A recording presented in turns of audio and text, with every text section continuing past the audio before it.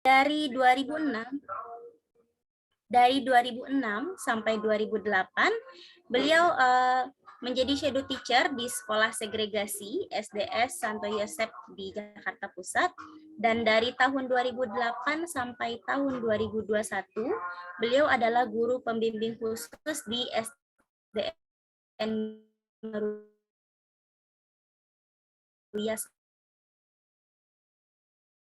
Mari kita sambut dua narasumber hebat kita, Ibu Leliana Lianti dan Ibu Renita Manurung. Waktu dan tempat kami persilakan. Silakan, ya, Ibu. terima kasih Bu Dea. Salam Bu Renita. Iya, Ibu Leli, silahkan. Ya, baik. Mungkin jika diperkenankan saya boleh duluan ya Bu Renita ya. Silahkan Ibu Leli, silahkan. Baik, terima kasih. Assalamualaikum warahmatullahi wabarakatuh.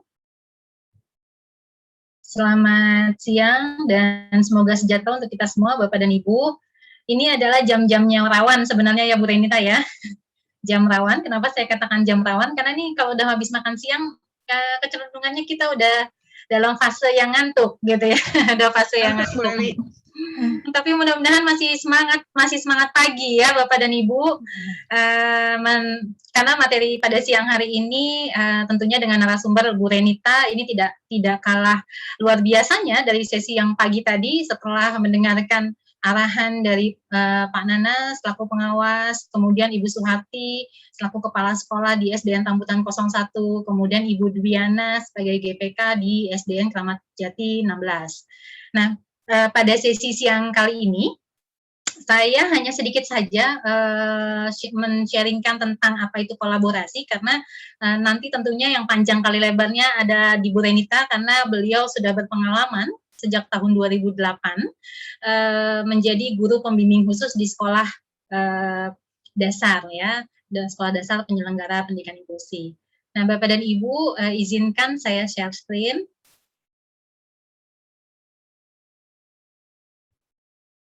Ya. Tadi Bu Dea sudah menyampaikan bahwa sesungguhnya Bu Dwiana sudah menyinggung bahwa ada 4 aspek yang harus harus diholistikan, artinya dikerjakan secara menyeluruh. Salah satunya adalah kolaborasi. Nah, pembelajaran jauh ini bukan hanya guru kepada orang tua atau orang tua kepada peserta didik, kemudian peserta didik dengan guru, tapi keseluruhan. Hanya saja memang dalam konteks pada siang hari ini yang akan lebih banyak dibahas adalah guru dan orang tua ya, dalam pembelajaran jarak jauh di sekolah penyelenggara pendidikan inklusif. Nah, Bapak dan Ibu, sebenarnya seberapa pentingkah kolaborasi? Ya, seberapa penting kolaborasi? Karena sebenarnya kolaborasi menurut saya penting sekali, karena dalam kolaborasi yang paling utama bagi saya adalah saling belajar. Karena seperti hari ini, bahwa saya sedang melakukan kolaborasi. Ini kolaborasi yang menurut saya dan Ibu Suprihatin tadi pagi sudah bergabung juga, ini kolaborasi yang sangat luar biasa. Karena bukan hanya saya sebagai akademisi, tapi juga ada sisi dari guru, terus kemudian juga ada sisi dari pengawas, kemudian juga ada pimpinan, dan kemudian juga ada stakeholder lainnya. Nah, Bapak dan Ibu, dengan adanya kegiatan ini, maka kita sama-sama saling belajar. Jadi bukan hanya saya yang memberikan materi atau narasumber yang memberikan materi, tapi sebenarnya kita dalam rangka saling belajar. Makanya kenapa kolaborasi menjadi penting.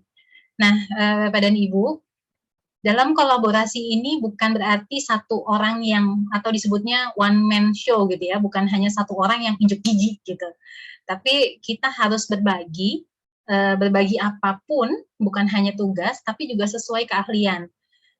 Tadi sempat disampaikan bahwa kalau untuk pengetesan intelijensi, psikolog yang mengerjakan, bukan kita. Nah, kemudian untuk terapi, tadi Bu Anita ya sempat menyampaikan, itu terapis yang mengerjakan. Jadi, ini kita harus berbagi sesuai dengan keahlian kita. Kemudian tadi Pak Nana dengan sangat luar biasa menyampaikan terkait dengan nomenklatur. Saya nggak ngerti gitu, karena apa? Karena saya tidak berpijak, saya tidak mempelajari secara khusus, secara detail tentang nomenklatur. Berpijak pada nomenklatur iya, tapi kemudian membahas secara jauh tidak. Kemudian Bu Suharti tadi menyampaikan tentang penerimaan siswa baru, terus kemudian dengan prosesnya. Terus terang saya pribadi, saya hanya tahu berdasarkan websitenya Siap PPDB DKI. Ada jalur apa saja sih, tapi dalam prosesnya tentunya saya tidak punya pengalaman. Gitu. Nah kemudian juga tadi Bu Dwiana berbagi tentang keahliannya terkait dengan bagaimana melaksanakan PJJ dalam kondisi pandemi.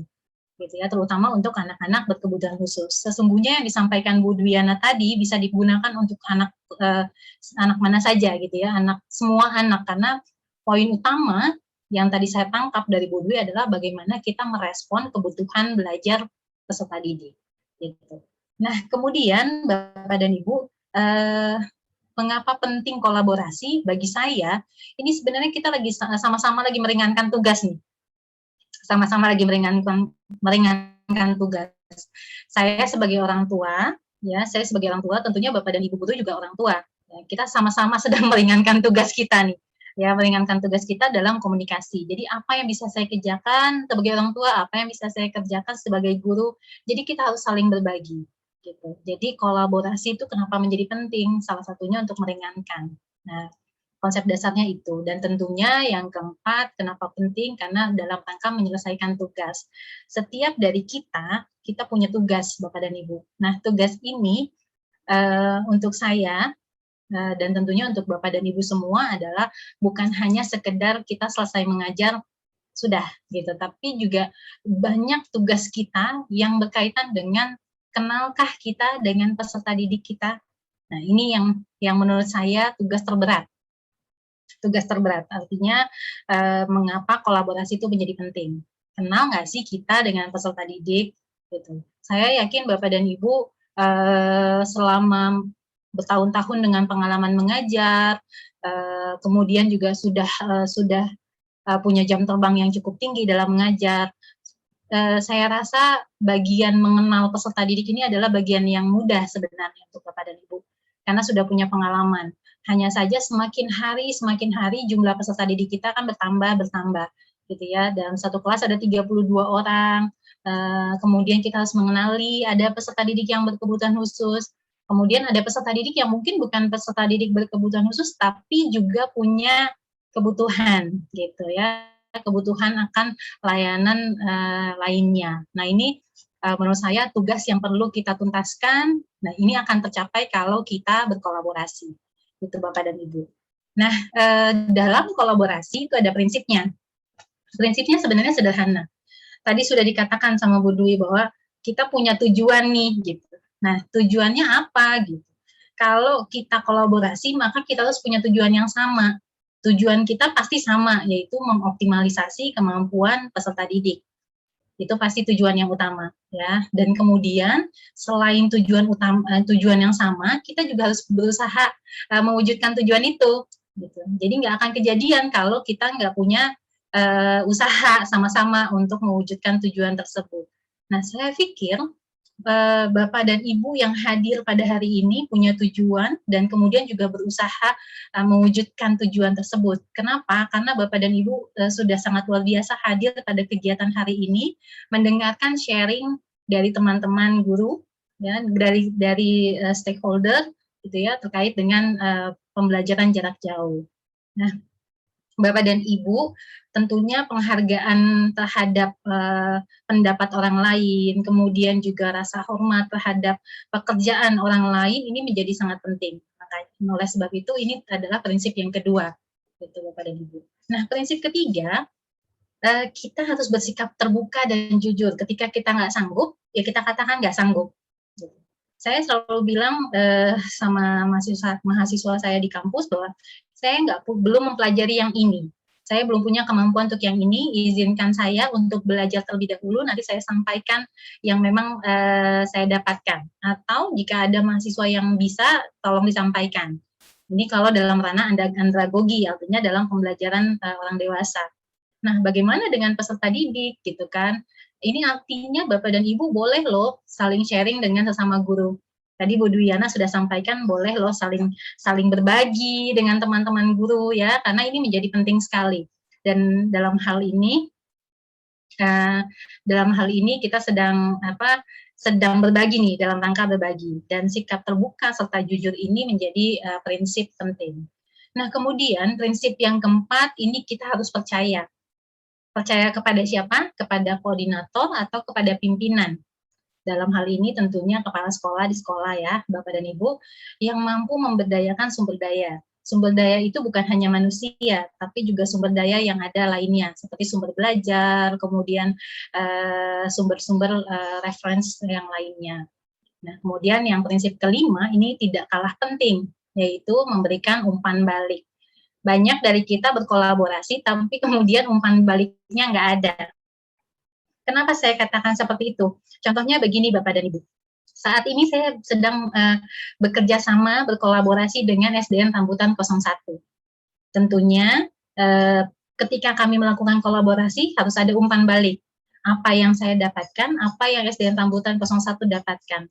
Melalui apa kami memberikan umpan balik? Bisa dengan memberikan angket untuk melihat kepuasan pelaksanaan kegiatan, kemudian mengevaluasi sebenarnya kegiatan ini sudah sampai mana, kemudian tingkat keberhasilannya seperti apa, gitu ya, dan seterusnya. Nah, begitu juga dalam kolaborasi Bapak dan Ibu.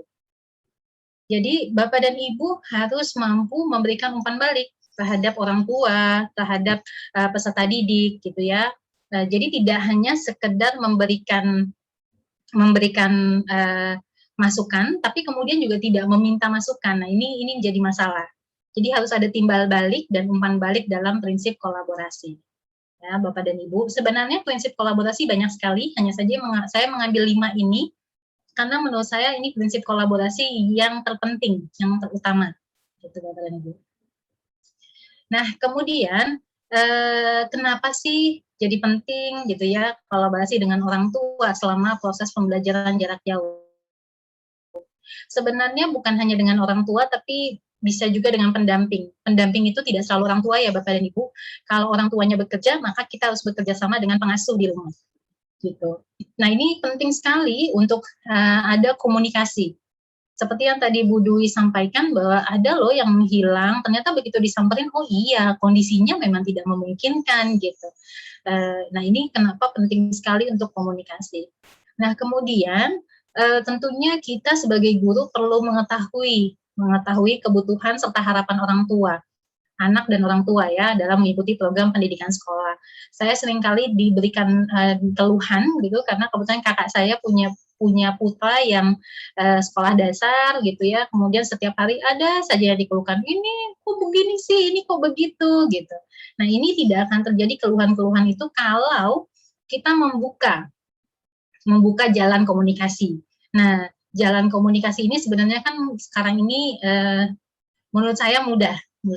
Kenapa? Karena ada grup WA, kemudian bisa ada Google Classroom, kemudian bisa juga dengan video call, dan seterusnya. Ini banyak sekali teknologi yang bisa kita gunakan dan kita manfaatkan. Bahkan dengan satu teknologi saja, dengan aplikasi saja gitu ya, WA, itu kita bisa memanfaatkan banyak fitur dalam WA. Gitu. Nah, kemudian Bapak dan Ibu, sesungguhnya orang tua ini perlu keterangan yang jelas. Gitu. Jadi sebenarnya pihak sekolah bikin program apa yang dilakukan, pelaksanaannya gimana, dan ketentuannya yang berlaku di sekolah tuh seperti apa. Gitu. Nah, ini yang perlu disampaikan kepada pihak orang tua. Karena seperti yang tadi Bu Dwi sampaikan, saya simak terkait dengan kalau kita mau menyampaikan orang tua itu harus berbasis pada data. Karena orang tua akan menerima ketika kita punya data. Ya, orang tua akan denial atau menolak ketika kita tidak punya data yang mencukupi. Oleh sebab itu penting sekali data. Nah, kenapa data itu diperlukan? Dengan tujuan orang tua menerima bahwa program sekolah seperti apa, pelaksanaannya bagaimana, dan ketentuan yang berlaku seperti apa. Nah, ini semua harus disampaikan, entah itu di awal pertemuan atau di tahun ajaran baru dan seterusnya. Nah, Bapak dan Ibu, ini adalah cara berkomunikasi dengan orang tua yang tentunya nanti akan lebih banyak dikupas tuntas oleh Ibu Renita. Saya hanya sedikit mengulas, gitu ya. Sebenarnya yang paling utama adalah mengenali karakteristik peserta didik dan orang tua. Jadi bukan hanya peserta didiknya, tapi orang tuanya. Kenapa? Karena orang tua itu dibagi menjadi beberapa kategori. Ada orang tua bekerja, ada orang tua yang tidak bekerja, kemudian ada orang tua yang punya anak sekolah berapa gitu ya, dan handphonenya hanya satu, dan seterusnya. Ya, ini perlu diketahui juga oleh Bapak dan Ibu. Jadi informasi terkait dengan orang tua ini perlu sekali kita kenali. Ya, nah kemudian terkait dengan ketertarikan orang tua biasanya adalah ketika kita pertama kali jumpa, kita harus menunjukkan antusiasme dan mengatakan bahwa kita tertarik. Kalau nggak punya kesan terhadap anak kita tertarik atau antusias, itu kecenderungannya orang tua akan, nggak diperhatiin, nah, gitu ya. Jadi orang tua akan ngerasa bahwa, ya nggak diperhatiin, ya udah deh, gitu. Kemudian bahkan kita merespon ketika dia mengerjakan tugas atau mengirimkan tugas via WA dengan respon jempol saja gitu ya, itu orang tua akan happy banget. Akan happy karena ngerasa bahwa oke, berarti dibaca terus kemudian dikasih feedback padahal hanya simbol jempol gitu ya. Apalagi kalau dikasih kata-kata, dikasih feedback terkait dengan apa yang dikerjakan gitu. Nah, Bapak dan Ibu, tadi Pak Nanas dengan sangat luar biasa mengatakan bahwa kalau ada masalah yang paling pertama adalah dihubungi wali kelas kalau orang tua bermasalah gitu ya. Kemudian ke kepala sekolah. Nah, ini juga Bapak dan Ibu, ketika memang ada permasalahan terhadap peserta didik, maka hubungilah orang tuanya dengan segera. Saran saya, tidak menegur di grup kelas, di grup WA kelas. Nah, ini harus dihindari. Kenapa? Karena orang tua akan merasa dipermalukan jika ditegur di grup WA kelas. Sehingga kalau bisa japri Bapak dan Ibu untuk menyampaikan permasalahan yang terjadi. Misalnya contohnya belum mengembalikan buku, atau kemudian ada buku kurang, ataupun yang lain dan yang lainnya gitu, terkait dengan program dan yang lain-lainnya.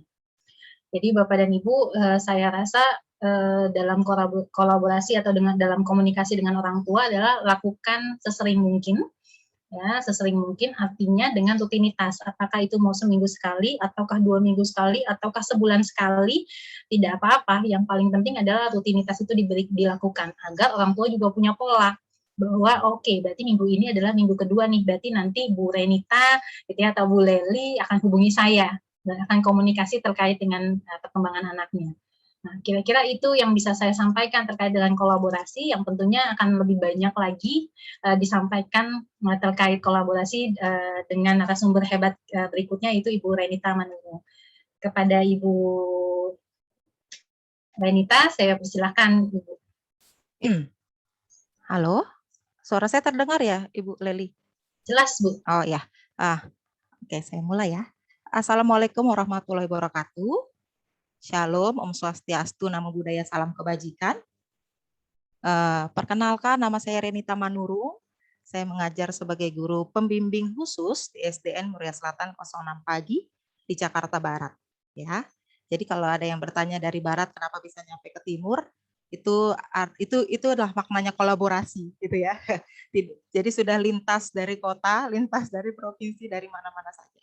Karena intinya kita saling membutuhkan, gitu ya. Dari saya mengenai kolaborasi sudah banyak dijelaskan sama Bu Leli sepertinya. Kalau dari saya hanya sebentar, hanya sedikit saja, karena memang kolaborasi itu tidak terkait hanya guru dengan orang tua, tetapi juga guru GPK bagi sekolah yang memiliki GPK dengan guru kelas, dengan guru bidang studi, juga dengan kepala sekolah, seperti itu. Ya, selama ini memang sudah hampir 1 tahun lebih ya, kedua tahun kita sudah melaksanakan PJJ, pembelajaran jarak jauh, dengan prosesnya bisa berupa daring, berupa luring, yang kita sama-sama sudah pelajari sebagai guru, banyak belajar kembali mengenai teknologi yang ada, bagaimana cara mentransfer ilmu kita, hal-hal yang ingin kita berikan kepada siswa kita tanpa melalui tatap muka. Itu hal yang baru mungkin ya, karena bagaimana caranya gitu ketika kita di sini dan anak kita di sana, sementara kita punya tujuan bahwa dia harus bisa ini gitu kan. Sementara ada beberapa hal yang memang harus diperhatikan karena anak kita ini memiliki hambatan. Itu. Bagaimana kita mengajarkan bahwa anak kita ini tunarungu di sana. Gitu. Sementara kita jauh gitu. Kita mengajarkan bahwa tidak ada konsep gitu yang bisa kita ajarkan karena memang terhambat ruang dan waktu gitu, dipisahkan oleh ruang dan waktu. Seperti itu. Cuma memang kita butuh bantuan pihak ketiga, seperti itulah namanya kolaborasi gitu. Karena kita masih punya tangan kita yang akan selalu ada bersama anak murid kita yang berupa orang tua. Mereka yang akan membantu kita seperti itu. Oke, di sini ada peran guru. Peran guru kalau menurut saya itu mengakomodasi, memberi dukungan untuk seluruh peserta didik di dalam kelas ya, seluruh. Jadi memang kalau ada satu yang tertinggal itu artinya bukan seluruh ya, artinya berarti no one left behind. Itu seluruh anak harus mendapatkan dukungan untuk kegiatan belajarnya, mau itu PJJ atau dengan tatap muka. Lalu yang kedua, memiliki kualitas untuk mengembangkan materi dan kegiatan belajar mengajar. Saya percaya setiap guru mau belajar dan mau mengajar. Belajar artinya mau mengembangkan diri untuk memahami sesuai dengan perkembangan zaman yang ada, belajar membuat PowerPoint, belajar untuk menggunakan Zoom, seperti itu, untuk memperbaiki dan menambah kualitas diri. Hal-hal baru dan percaya bahwa setiap guru memang mempunyai beban yang mau mengajar dan mau membuat anak murid menjadi lebih baik dan lebih berkualitas seperti itu. Yang ketiga, mampu mengenali dan mengasesmen kekuatan dan kelemahan peserta didik dan apa yang ingin dia capai. Ini pentingnya dalam sekolah penyelenggara pendidikan inklusif ya. Karena memang kita tidak asal tebak-tebak gitu cap-cip bahwa anak ini ABK atau bukan atau reguler, tidak, bahwa ada prosesnya mengenali dan asesmen. Gimana sih kita melakukannya di zaman PJJ seperti ini? Nah, itulah yang harusnya akan kita pahami nanti, bahwa formatnya kita punya, tujuannya kita punya, dan kita akan kolaborasi dengan orang tua untuk mengetahui dan mengenali kekuatan dan kelemahan hambatan yang ada pada peserta didik kita. Yang keempat, mengembangkan sistem komunikasi yang efektif. Efektif artinya dua arah ya. Jadi tidak hanya kita yang berbicara dan memberikan tugas, tidak hanya kita yang memberikan kegiatan, tetapi orang tua bisa memberikan masukan dan saran mengenai kondisi anak bahwa tujuan kita sama, tapi cara kita bisa kita kolaborasikan. Seperti itu. Yang kelima, menerima perbedaan antara peserta didik sehingga mereka dapat mendapatkan haknya dalam pelayanan pendidikan. Ini yang paling utama, karena sekolah inklusif itu ya sudah pasti sekarang semua SD sudah menerima, sudah membuka PPDB untuk menerima anak ABK, sudah pasti semua SD sudah inklusi, dan memang poin kelima ini intinya kita menerima dulu. Kalau kita memang dalam hati kita tidak menerima, ketika kita membuat satu rangkaian pembelajaran pun kita akan melupakan dia, melupakan anak tersebut gitu. Anak tersebut akan ketinggalan, kita mendapat apa-apa. Ya, jadi intinya memang menerima dulu. Oke, next. Lanjut itu adalah peran orang tua. Di sini kita join dan bergandengan tangan bersama orang tua, ya. Apa sih peran orang tua? Kita harus ingat sebagai guru bahwa orang tua juga punya peran. Mereka itu yang punya peran paling utama untuk anaknya.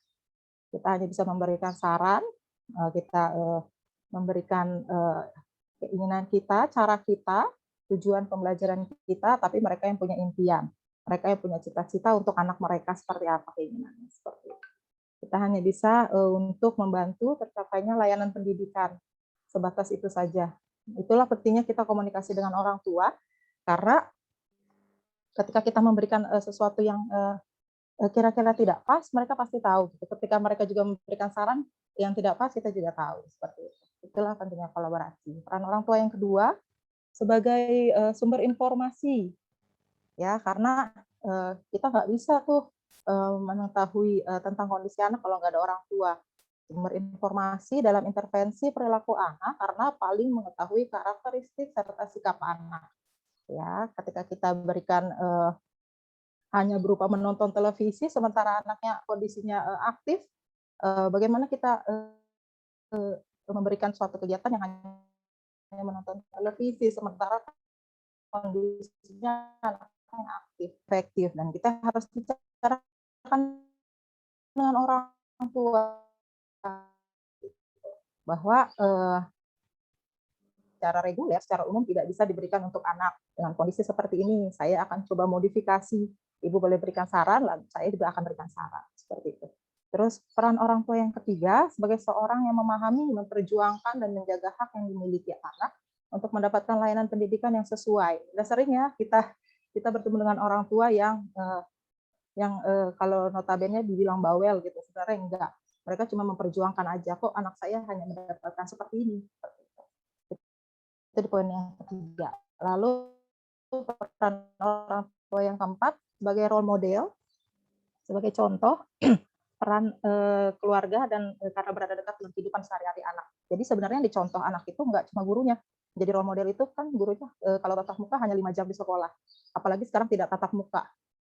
Gitu, kehilangan sebagian dari role modelnya gitu, karena tidak melihat gurunya.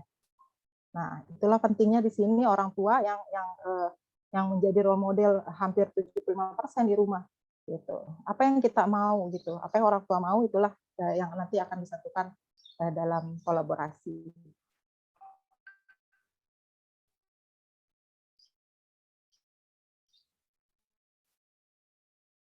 Nah, ini artinya hukum antara pihak sekolah, guru, dan orang tua untuk mencapai keberhasilan dalam proses belajar anak. Ini ada mengenalnya ya, mengenal artinya nggak cuma mengenal nama gitu, artinya memang kita tahu kondisi dari perkembangan anak, kondisi lingkungan sosial, kondisi lingkungan rumah, seperti itu. Oke, saya memetakan kolaborasi antara orang tua dan guru dalam 5M, itu salah satunya dalam mempersiapkan konsep. Apa itu mempersiapkan konsep? Artinya kita menyederhanakan konsep dalam tugas dan program-program bagi PDBK yang lebih mudah dipahami dan tepat pada tujuan. Ya, saya pikir saya sudah tidak menjelaskan mengenai keragaman PDBK lagi atau bagaimana cara kita mengenali PDBK. Saya percaya sih guru-guru yang di daerah Cirebon ini sudah jauh lebih welcome, sudah jauh lebih memahami kondisi anak dan mampu membuat RPPI kayak gitu, membuat program. Saya pikir sudah lebih bagus karena memang ada pentolannya ya, Bu Suci ya, bukan? Karena memang timur itu saya lihat memang sudah lebih bagus, lebih banyak kemajuan gitu karena teman-teman saya memang banyak dari timur. Dan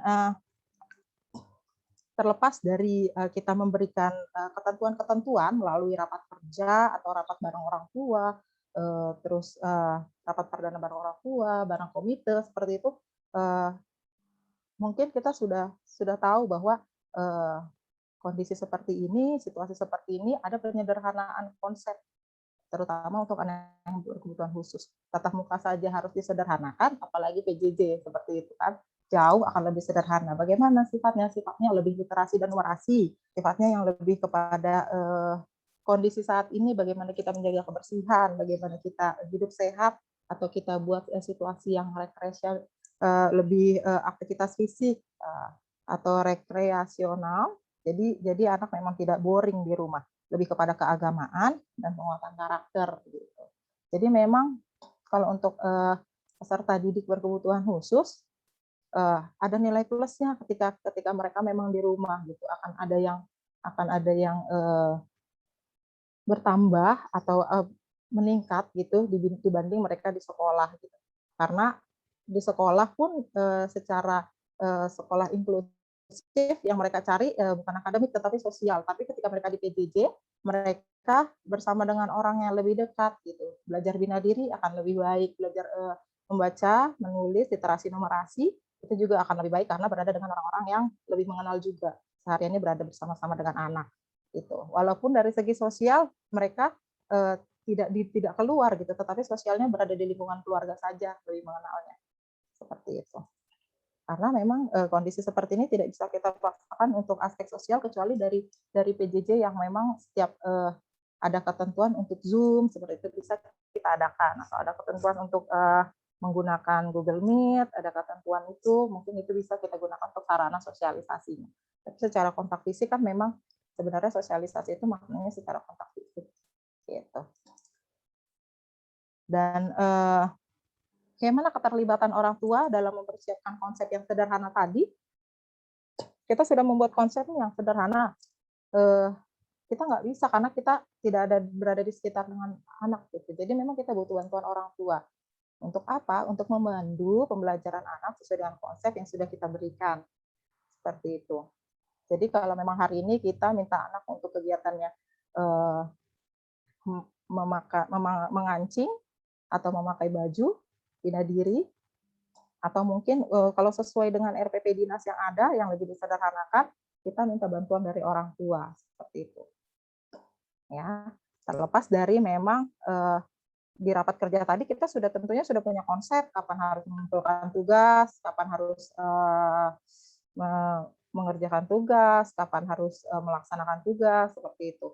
Tapi di saat ini kita butuh bantuan orang tua untuk memandu. Ya, masa kita dari jauh kita iya pakai baju enggak, karena kita butuh orang tua yang tangannya ikut membantu memberikan prompt atau yang seperti itu. Guru dan orang tua dapat berdiskusi tentang aktivitas pembelajaran yang dilakukan di rumah. Ini adalah persiapan konsep.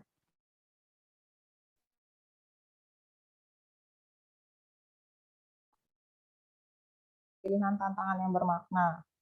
Ya, artinya hari ini belajarnya dengan yang besok yang dipelajari ada tahapnya gitu. Bagaimana ketika kita minta anak untuk belajar mandi sendiri atau belajar untuk makan sendiri, maka ada tahapannya dia akan mengenal alat-alat makan seperti itu. Itu mungkin akan berbeda dengan kurikulum atau silabus yang ada gitu, tetapi itu tidak mengurangi dari makna literasi dan numerasinya. Kita bisa masukkan di situ, tapi dalam konteks yang bina diri gitu. Jadi terpadu semuanya dapat. Ya, literasi dapat, numerasi dapat, dan bina diri dan bahasa semua dapat. Coba kan anak-anak kondisinya. Jadi memang ada bahasa sesuai dengan kondisinya ini karena memang anaknya memiliki kekhususan. Jadi tidak dipaksakan harus dari satu cara gitu ya. Tapi tetap dengan panduan dan dibantu oleh orang tua. Guru dan orang tua cara untuk belajar atau melakukan tugas, menyusun jadwal bersama dengan anak. Anak suka ya kalau dapat rewards, kalau dapat membuat jadwal, hal-hal yang dia sukai dibuatkan jadwalnya, seperti itu anak akan lebih bersemangat untuk mulai belajar. Yang ketiga, M itu adalah membina relasi. Orientasi pada anak berdasarkan relasi positif yang saling memahami antara guru, peserta didik, dan orang tua. Jadi relasinya ini sifatnya positif ya, Bapak Ibu gitu. Jadi kalaupun mereka memberikan masukan, memang itu adalah hal yang positif. Gitu. Kalaupun kita memberikan masukan, kita juga harus menanamkan kepada orang tua baru kita memberikan masukan yang positif. Komunikasi kita adalah komunikasi yang positif. Gitu. Bagaimana dengan keterlibatan orang tua? Mengetahui profil dan kondisi orang tua, termasuk mengetahui waktu yang tepat untuk mendampingi proses belajar anak. Disinilah hasil dari membina relasi. Gitu. Nggak semua orang tua mau terbuka, Bu, saya itu bekerja sebagai pembantu rumah tangga. Saya berkeliling-keliling, tidak bisa menjaga anak, tidak bisa membantu anak di kondisi seperti ini dari jam segini ke jam segini. Atau memang kondisinya kami hanya memiliki satu telepon seluler gitu, saya cuma punya satu HP dan kakaknya ada 3, jadi memang adiknya harus mengalah di jam segini ke jam segini. Hal-hal seperti inilah yang memang harus ada keterlibatan dengan orang tua mengenai waktu yang tepat untuk mendampingi proses belajar anak. Seperti itu. Guru dan orang tua dapat berdiskusi tentang suasana dan waktu yang tepat untuk belajar yang kondusif. Ya, karena memang belajar 20 menit, 30 menit kita bersama dengan suasana yang kondusif dan efektif akan jauh lebih baik daripada memang kita memaksakan dengan jadwal. Mana suaranya nggak kedengaran, Bu? Halo? Halo? Nggak kedengaran ya, Bu? Halo? Lili? Kedengaran Bu Reni? Oh iya. Oh iya. Saya kurang dekat. Iya, jadi memang suasana dan waktu yang tepat untuk belajar yang kondusif. Seperti itu. Lalu yang ketiga adalah menguasai konteks. Oh, yang keempat, menguasai konteks adalah menjadikan konteks yang kita berikan lebih bermakna dan terjadi dalam kehidupan sehari-hari. Seperti yang tadi Bu Duyana sudah jelaskan bahwa memang best practice-nya itu ya memang harus dengan kehidupan sehari-hari untuk anak yang berkebutuhan khusus. Kita paksakan pun belajar untuk perkalian dan pembagian atau untuk hal-hal yang tidak sesuai dengan kemampuannya itu akan sia-sia. Akan lebih baik kita akan berikan yang dengan kehidupannya sehari-hari. Gitu ya. Bagaimana dengan keterlibatan orang tua dalam hal ini? Yang pertama, membantu menghubungkan pembelajaran dengan konteks terdekat, berdiskusi dengan anak mengenai peristiwa yang terjadi saat ini. Kenapa tidak boleh ke sekolah? Kenapa harus di rumah saja? Kenapa tidak bisa melihat teman-teman? Di situ peran memang orang tua yang harus menjelaskan hal tersebut. Gitu. Atau kita mulai dengan pembelajaran membersihkan kebersihan atau menjaga kesehatan badan, ya memang itu harus ada peran dari orang tua. Gitu. Guru dan orang tua dapat berdiskusi tentang kemampuan anak merespon atau situasi ketika orang tua memulai proses interaksi di rumah. Seperti itu. Jadi memang kita komunikasi bagaimana Ibu tadi memang pembelajarannya tentang menjaga kebersihan. Apakah anak merespon, manakah yang bersih, manakah yang kotor, apakah anak memberikan respon ketika orang tua memulai interaksi seperti itu. Kita tetap berbicara dalam konteks PDBK ya Bu, di sekolah inklusi. Proses berkelanjutan. Setelah kita mengalami pembelajaran yang terarah dan berkelanjutan, akhirnya kita berikan umpan balik atau feedback. Bagaimana keterlibatan orang tua dalam feedback, memberikan feedback atau respon pada hal-hal yang sudah dilakukan anak dalam pembelajaran di rumah. Jadi ketika anak sudah selesai, tidak hanya bilang ya sudah selesai, gitu ya. Anak guru itu kan, orang tua itu kan sebagai sosok guru juga yang dilihat oleh anak di rumah, gitu. Karena ketika kita Zoom, kok ada mama dan ada guru, gitu. Sedangkan ketika tatap muka tidak ada mamanya, hanya diantar. Saat ini dia sudah punya 2 guru nih, gurunya di depan dan mamanya ada di sebelahnya. Seharusnya ada hal lebih yang mereka dapat ketimbang hanya pembelajaran tatap muka. Seperti itu. Guru dan orang tua dapat berdiskusi tentang perasaan anak ketika diberikan feedback positif, mood anak sebelum dan setelah melaksanakan kegiatan pembelajaran. Seru ya kalau bicara soal mood. Gitu. Oke. Dirawat, nggak bisa ngebaca di situ.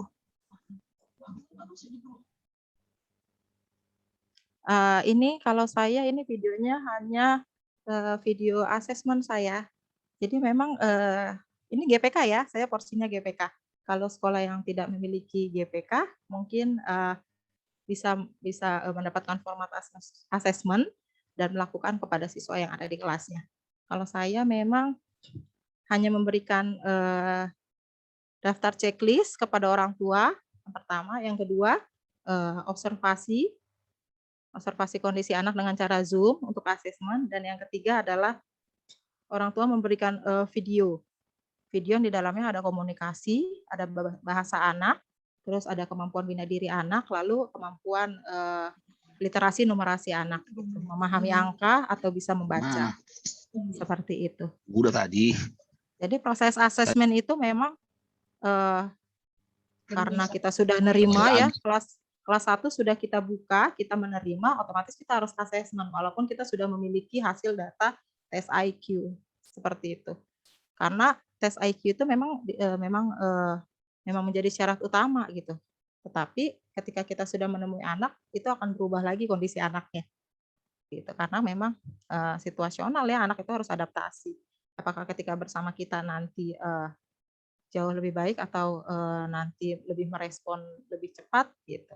Itulah fungsi dari asesmen. Jadi ke depannya ketika ada GPK di sekolah itu bisa melakukan asesmen, tetapi memang jika tidak memiliki GPK, guru kelas juga bisa melakukan asesmen.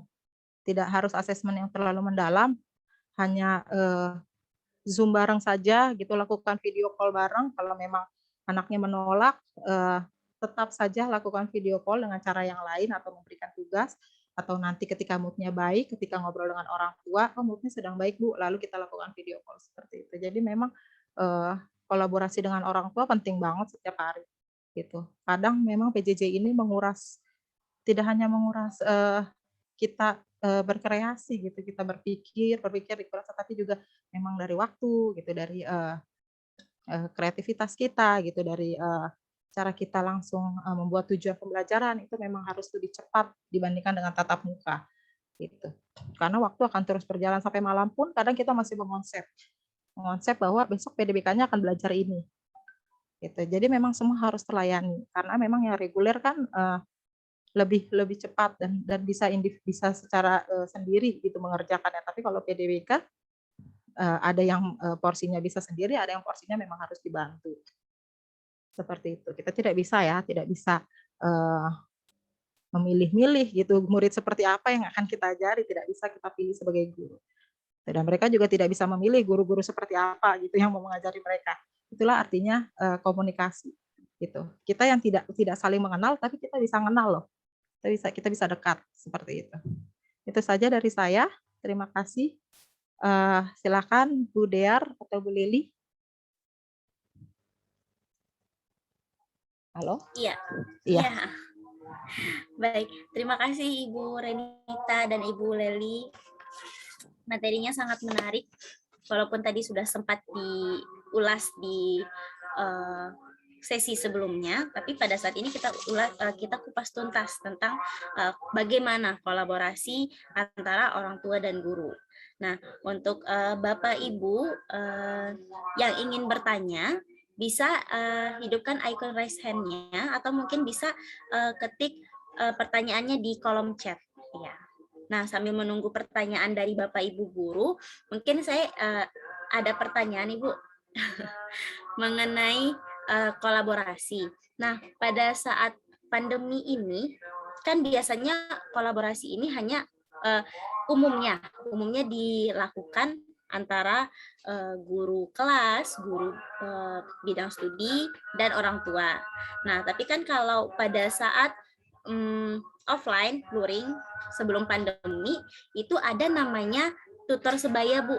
Itu kan juga bisa dibilang antara kolaborasi antara guru dengan siswa ya, Bu ya, dalam menangani dalam memberikan pelayanan kepada anak berkebutuhan khusus ini. Nah, apakah pada saat pandemi tutor sebaya ini masih bisa dilakukan atau tidak, Bu? Terima kasih. Silakan Ibu. Mau Bu Renita dulu? Atau saya, Bu? Ya, silakan Bu Leli. Baik, terima kasih. Ini pertanyaannya menarik karena kolaborasi dengan tutor sebaya di masa pandemi. Nah, ini sebenarnya masih memungkinkan Bu Dear untuk dilakukan kolaborasi dengan tutor sebaya karena berdasarkan pengalaman yang pernah kami lakukan di tahun lalu, kebetulan saya melakukan pengabdian masyarakat tahun lalu itu bekerja sama dengan SMP 165 di Jakarta Timur juga. Ini mohon maaf loh Bu Renita, bukan berarti saya nggak mau main-main ke Jakarta Barat ya, tapi ini kebetulan wilayah terdekat dari tempat tinggal dan juga wilayah terdekat dari kampus adalah di Jakarta Timur. Nah, kami melakukan kegiatan yang bernama Jelajah Inklusi. Di situ melibatkan semua peserta didik yang berminat untuk mengikuti kegiatan tersebut. Nah, tujuannya apa? Tujuannya untuk mempersiapkan teman-teman sebaya ini untuk menjadi tutor, gitu Bu Dea. Nah, tutor sebayanya melalui proses apa? Ada beberapa aplikasi yang bisa digunakan sebenarnya Bu Dea untuk mereka bisa bekerja secara kelompok ya. Tentunya aplikasi yang secara umum adalah WA Group. Jadi ada WA Group tutor sebaya. Jadi dalam satu grup itu ada gurunya, terus kemudian ada peserta didik berkebutuhan khusus dan kemudian ada 3 orang tutor. Gitu. Jadi di dalam grup itu ada 5 anggota yang kemudian di situ berisikan tentang kerjasama, tugas-tugas yang memang mengaktifkan mereka untuk bekerja sama. Nah, selain pakai grup WA, itu juga bisa menggunakan tatap maya seperti kita saat ini, Bu Dea. Nah, tatap maya seperti ini menggunakan Zoom tuh menarik sekali karena ada breakout room ya, Bapak dan Ibu. Jadi setelah udah kelompok besar, kemudian dikelompokkan di breakout room. Nah, tapi di breakout room ini kita perlu asisten nih, karena kan guru hanya sendiri ya Bapak dan Ibu ya. Tentunya kita perlu asisten. Nah, asistennya siapa? Nah, kita bisa memilih peserta didik yang dianggap sudah punya kemampuan di atas kemampuan teman-temannya untuk menjadi leader dalam tim. Makanya kenapa tutor sebaya ini dalam mempersiapkannya pun harus mempertimbangkan beberapa hal gitu. Jadi kelompok ini harus heterogen, jangan homogen. Kalau homogen nggak akan kejadian tuh Bu Dea yang namanya tutor sebaya gitu. Jadi apakah memungkinkan dilakukan? Sangat mungkin, walaupun masih dalam masa pandemi gitu. Terutama buat anak-anak kan kebetulan nih ada yang baru masuk terus kemudian sudah ketemunya pandemi, jadi belum ketemu temennya, belum ketemu gurunya gitu ya Bapak dan Ibu. Jadi belum ketemu gitu. Dengan tutor sebaya ini sebenarnya memungkinkan sekali mereka untuk kenal lebih dekat gitu. Karena kalau tidak dilakukan justru malah tidak bisa membantu mereka untuk berinteraksi nanti pada kedepannya gitu. Jadi kalau menurut saya ini bisa dilakukan dengan hal sederhana tadi, mengelompokkan dalam grup WhatsApp atau kemudian tatap maya melalui melalui breakout rooms atau menggunakan aplikasi lainnya yang memudahkan, yang mudah bagi peserta didik. Nah, kan aplikasi banyak sekali sebenarnya jenisnya Bu Dea, tapi yang paling umum itu adalah WhatsApp. Sebenarnya kalau misalnya mau memorinya lebih sedikit, penggunaan memorinya kan bagi guru-guru banyak yang termasuk suami saya kebetulan GPK juga Bapak dan Ibu di SDN Cipayung 04. Beliau juga ini, setiap minggu tuh ngebersihin memori handphone ya. Saya bilang, ini harus menggunakan Google Worksheet. Jadi nanti kan kita udah kan guru-guru sudah ada Google Edu ya Bapak dan Ibu.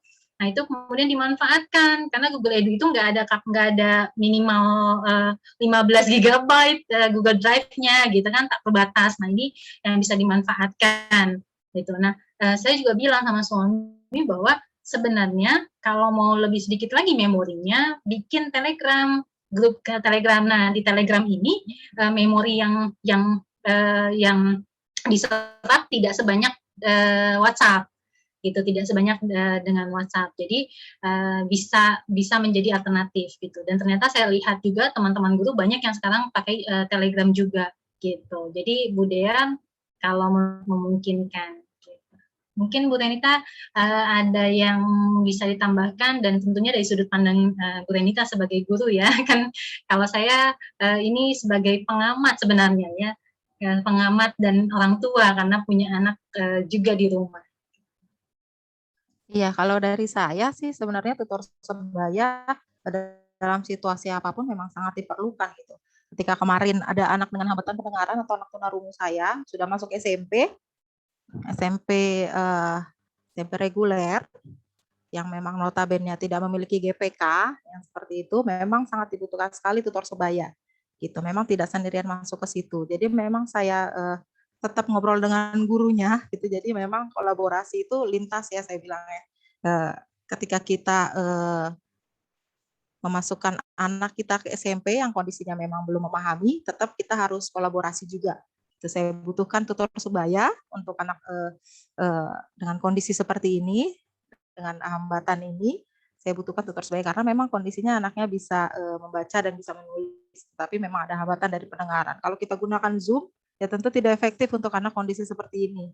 Gitu, jangankan melihat gerak bibir gitu ya, sinyal saja putus-putus gitu.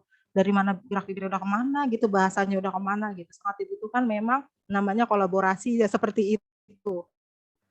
Gitu. Jadi guru dimanapun harus memahami dulu yang pertama, gitu ya, terlepas dari dia membutuhkan tutor sebaya atau tidak, tapi tetap saya arahkan guru-guru itu untuk memilih teman yang memang mau memahami anak-anak ini. Tapi memang saya lihat banyak sih temannya sekarang, karena dia selalu chat saya dengan menunjukkan nama teman-temannya dan mereka saling chatting bareng seperti itu.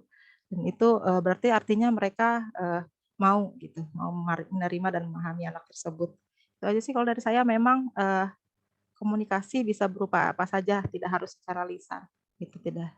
Seperti itu aja kalau dari saya Bu Lili dan Bu Dea.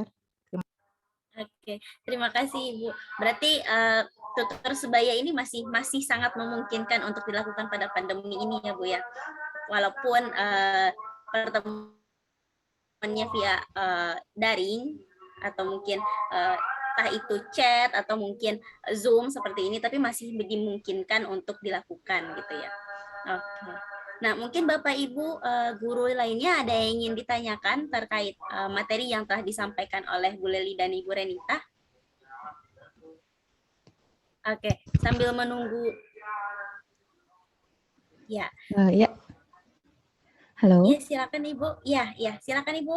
Ya, terima kasih buat Ibu Renita dan Ibu Leli. Saya ingin minta tanggapannya sih sebenarnya, karena saya sudah tidak mengajar, tapi saya mendengar bahwa murid-murid yang saya tinggalkan saat ini sudah tidak mengikuti kegiatan akademik online, Zoom seperti ini. Karena pada awalnya memang orang tua itu memasukkan anak-anak ke sekolah reguler agar dia bisa mencontoh anak-anak reguler berperilaku gitu, sosialisasi. Dan karena agak sulit ya buat online bersosialisasi, jadi mereka memilih untuk tidak meneruskan sekolah. Mungkin juga punya terapis atau kegiatan-kegiatan lain seperti itu.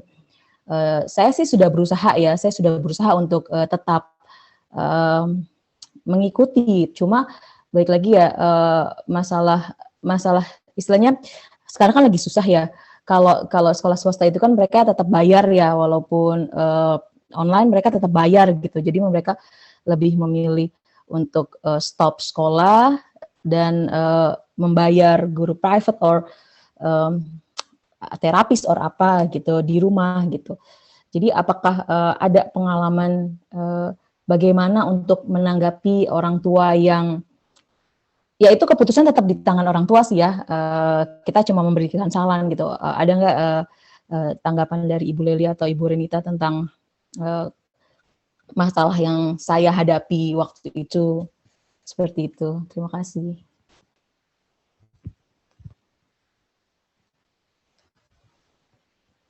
Ini saya dulu atau Bu Renita dulu? Silahkan Bu Leli. Aduh, baik. Ini kita kayak reuni ya sebenarnya. Iya, reuni. Ya Bapak dan Ibu, kebetulan kami satu angkatan, ya satu alumni gitu ya, satu alma mater di Universitas Negeri Jakarta di program studi yang sama. Nah, terkait memang ini barang orang tua nih sebenarnya bukan hanya sekolah swasta saja, tapi di negeri juga banyak yang mikir ya udah sih ya namanya pandemi ya udah gitu. Bahkan orang tua banyak yang mengeluhkan tugasnya banyak banget sih gitu. Butuhnya sih enak, cuma ngasih tugas, masukin ke grup WhatsApp tuh selesai gitu.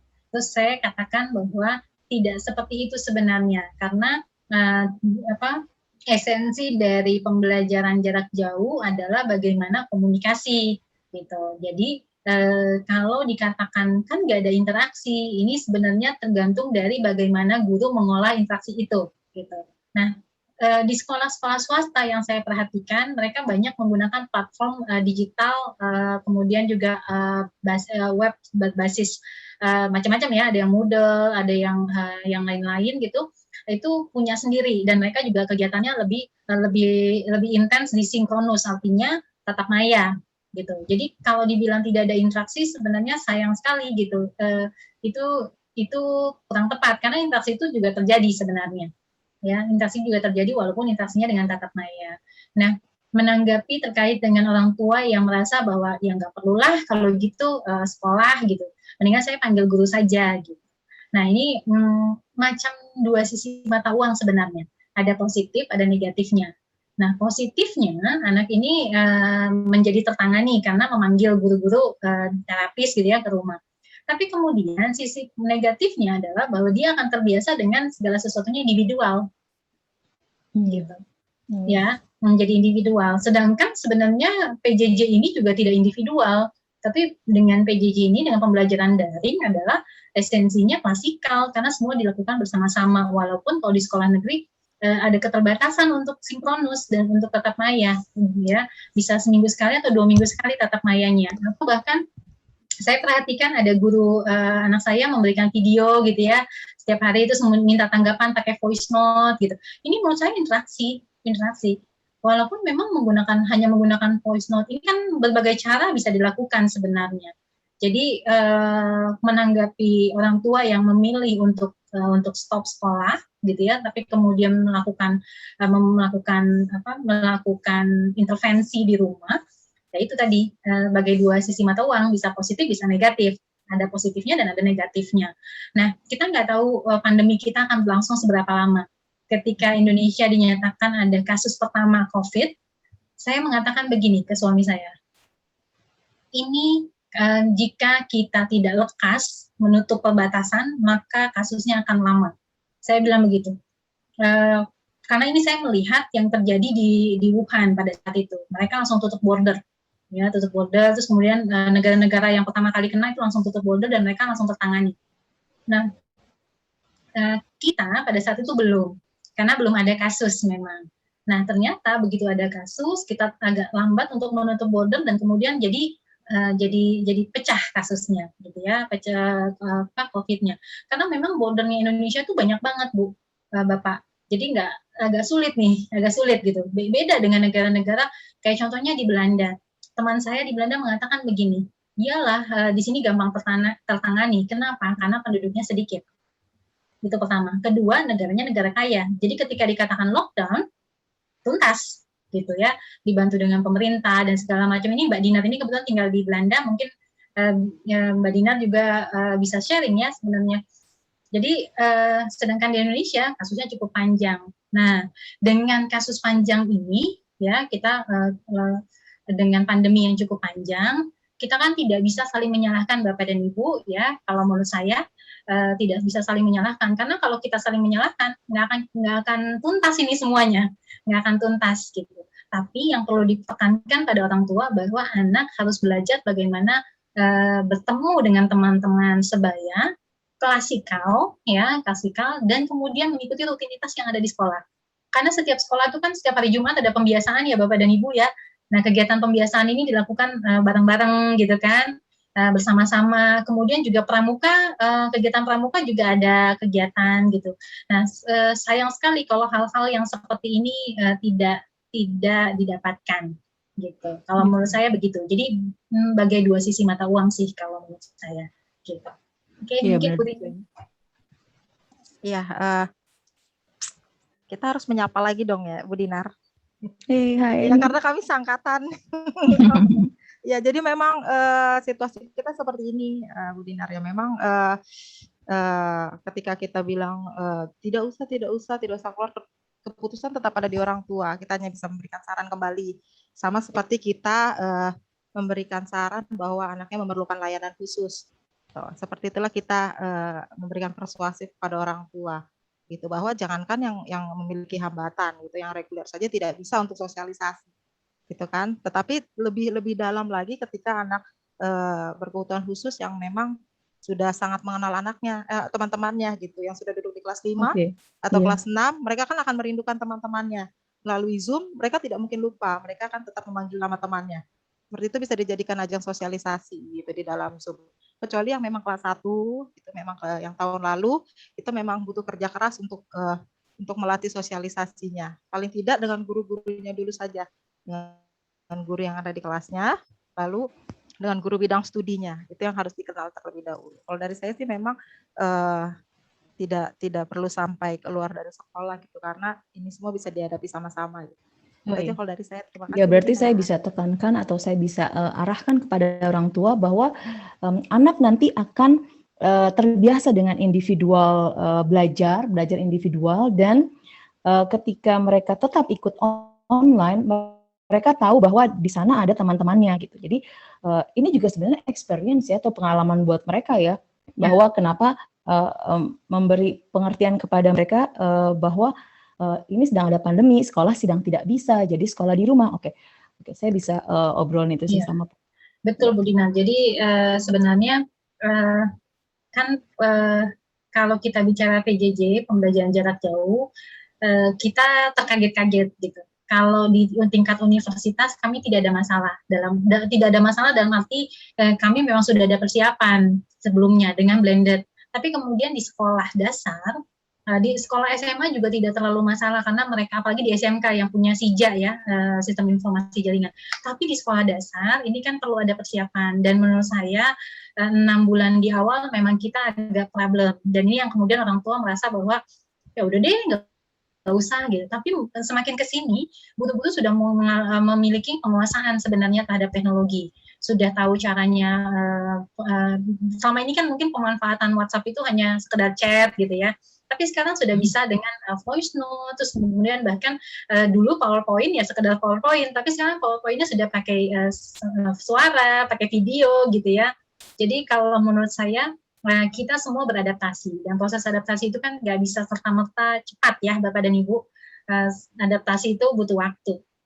Dan menurut saya saat ini kita sama-sama sedang proses adaptasi, sama-sama belajar gitu ya, menuju PJJ yang efektif dan kemudian juga berkualitas. Kira-kira gitu Bu Dina. Oke, Bu Dia. Terima kasih Bu Leli sama Ibu Renita. Sama-sama. Oke, baik, terima kasih Ibu Dinar atas pertanyaannya. Mungkin Bapak Ibu guru yang ada yang ingin ditanyakan terkait materi yang telah disampaikan oleh Ibu Renita dan Ibu Leliana.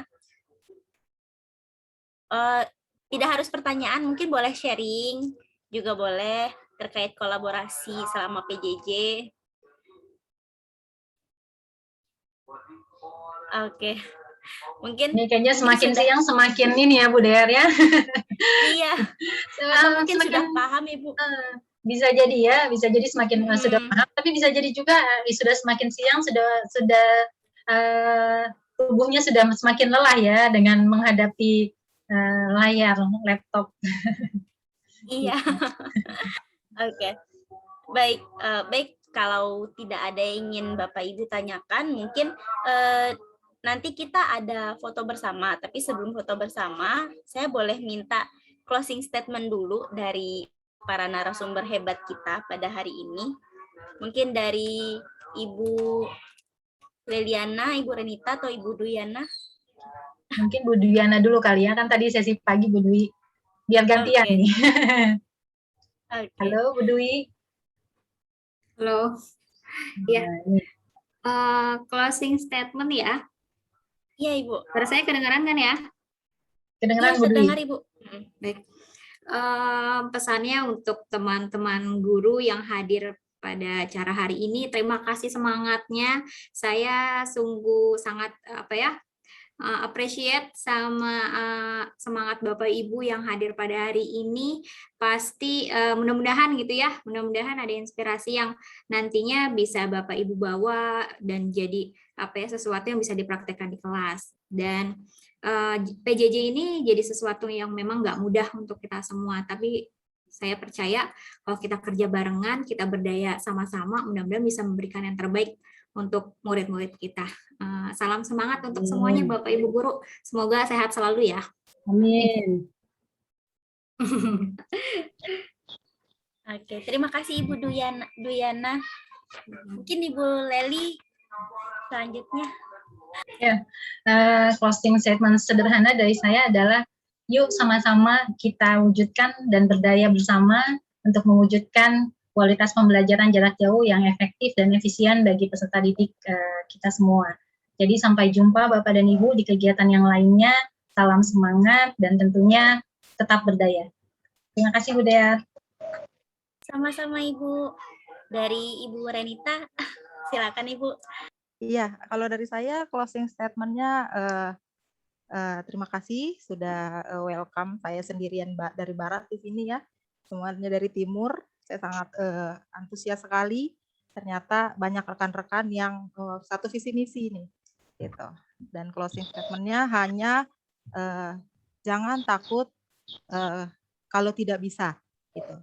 Ya, segala sesuatu yang tidak bisa berakhirnya akan bisa. Seperti itu. Jadi kalau memang tidak bisa, jangan takut mengakui bahwa kita tidak bisa. Gitu. karena akan berakhir menjadi bisa. Ketika kita mengatakan pada diri saya kita tidak bisa, kita akan mencari tahu dan kita bisa jadi bisa. Bingung kan? Sama. Pokoknya intinya kita akan menjadi bisa. Jangan takut ya, karena dari narasumber, dari UNJ, dan dari kementerian, dari manapun, dari SIM PKB sudah banyak sumber. Gitu ya. Jadi intinya ketika kita tidak bisa, kita pasti jadi bisa. Itu poinnya. Karena saya juga awalnya dari 2008 tidak bisa. Tapi kesininya kita akan sama-sama belajar dan akhirnya kita menjadi bisa. Terima kasih. Salam semangat untuk semua. Menarik sekali, Ibu. Intinya jangan takut untuk tidak bisa ya, Bu ya. Hebat. Oke, baik, terima kasih kepada Ibu Renita, Ibu Leliana, dan Ibu Duyana atas materinya, atas waktunya. Materi yang disampaikan sangat menarik, sangat relate dengan masalah yang kita hadapi pada saat pandemi ini. Mungkin nggak kerasa kita udah sampai di penghujung acara. Kita tutup dengan foto bersama. Mungkin Bapak Ibu guru bisa dihidupkan kameranya. Kita akan foto bersama. Ya, silakan Ibu Yuliana.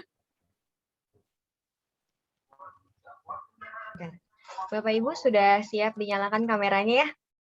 Boleh dirapi-rapihin dulu, mungkin yang tadi off kamera. Makin siang penampilannya ini perlu di-touch up ya, Bu. Nah, sudah persiapan ya. Saya hitung sampai 3. Sudah siap semua. 1, 2, 3. Nah, mungkin saya akan ambil fotonya 3 kali, nggak apa-apa ya, kebanyakan. Sekali lagi ya, 2 kali lagi. 1, 2, 3. Nah, 1 kali lagi. 1, 2, 3. Nah, terima kasih. Izin Bu Leli atau Mbak Bu Del, saya boleh minta dikirim hasil fotonya juga. Oh iya, siap Iya, Ibu. boleh, silakan Ibu. Siap. Tim di grup. Nanti mungkin Bu Yuli nanti akan share di grup ya, Bu Yuli ya. Iya, baik Bu. Nanti saya akan share di grup ya, Bu ya. Siap. Terima kasih. Atau nanti dari Bu Suci aja barangkali, karena saya kan tidak ikut di grup. Oh iya, siap Bu. Iya. Ya, oke, makasih. Baik Ibu. Baik, terima kasih Ibu. Terima kasih Bapak Ibu guru sekalian, Bapak Ibu narasumber yang sudah menyempatkan waktu untuk ikut di acara workshop atau pelatihan pada hari ini. Kami sangat mengapresiasi antusias Bapak Ibu semua dan diingatkan kembali bahwa kegiatan ini dilakukan dua hari ini dan besok masih ada 2 sesi lagi dengan 2 narasumber hebat kita. Jadi diharapkan untuk Bapak Ibu guru untuk tetap stay di WhatsApp group agar tidak ketinggalan info. Oke. Baik. Nah, untuk absen hari ini jangan lupa diisi bagi Bapak Ibu yang belum mengisi, dan sertifikat, diingatkan kembali sertifikat ikuti seluruh rangkaian acara. Bagi Bapak Ibu guru yang absen di salah satu rangkaian acara, mohon maaf kami tidak dapat memberikan sertifikatnya. Baik, terima kasih atas perhatian Bapak Ibu semua. Hari ini kita mendapatkan ilmu yang bermanfaat. Amin. Amin. Oke, baik. Saya tutup. Saya DRC Kita Belia sebagai MC. Mohon maaf bila ada perkataan atau perbuatan yang kurang berkenan. Saya mohon maaf. Saya tutup dengan Assalamualaikum warahmatullahi wabarakatuh. Salam semangat dan salam sehat.